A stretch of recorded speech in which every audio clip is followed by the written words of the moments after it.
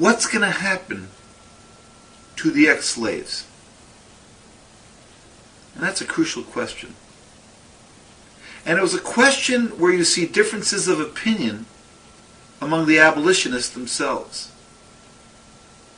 A figure like William Lloyd Garrison, for example, his basic attitude was, I have struggled to free the slaves, they have won their freedom, my job is basically done. But you have another abolitionist, such as Wendell Phillips, who would argue, now that they're free, well, my job has just begun. Because he would ask the question, what's going to become of them? They who have been kept by Southern law, 90% illiterate, what's going to become of them in the post-Civil War era? What opportunities, what chance do they have to become full-fledged citizens and earn meaningful living as a free person? That was a major question. Which brings us to the period after the Civil War, called Reconstruction.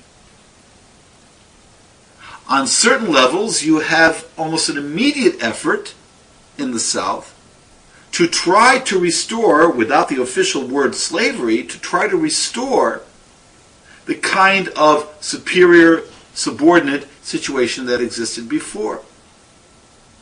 Things such as the Black Codes, for example, to try to put the ex-slave in that similar kind of subordinate, slavish status.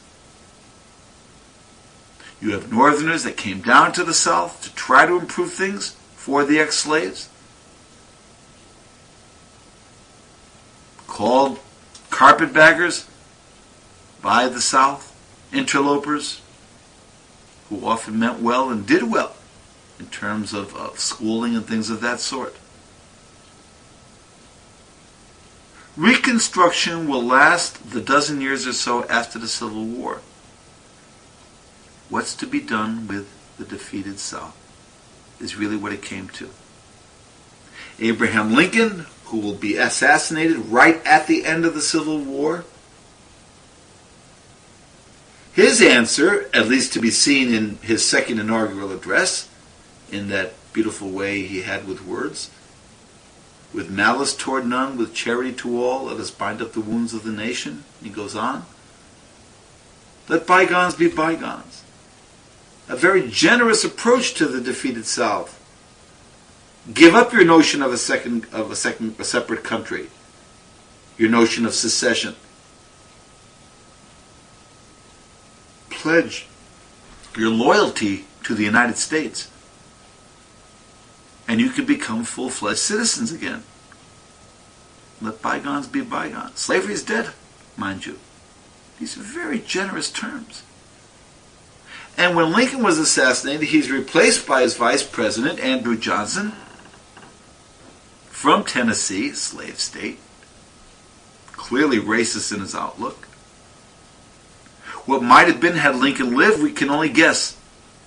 That Lincoln was an extremely astute politician is certainly true. That Johnson was not is also true. Now Johnson will try to continue that generous policy of Lincoln's. But he will face major obstacles. Congress, with a Republican majority, Congress will want to do very different things as far as the defeated South. And here we have, as we always have in history, a mixture of motives. A mixture of motives. For some of these northern politicians, it was a case of revenge. You Southerners started the war, we finished it, and we're going to have our revenge and punishment to you in this war that cost so many lives. Simple vengeance motivated some. You also have, among some of these northern politicians, purely political motives to keep the Republican Party in power. There also were economic motives. Northern business that always had been feeling held back by the South and its backward economy. Now it's going to be a new arrangement, they say. Those raw materials Sample complete. Ready to continue?